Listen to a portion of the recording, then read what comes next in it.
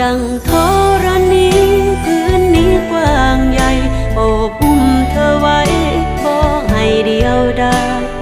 แต่สิมีภัยบ่ที่มองเห็นดินอย่างฉันหับหูว่าเหนื่อยสำใดแต่ฉันจะทำสุดแห้งด้วยหัวใจรอฝันของเธอเป็นจริงและทุกสิ่งฉันจะโอบกอดเธอเอาไว้ดังธรณี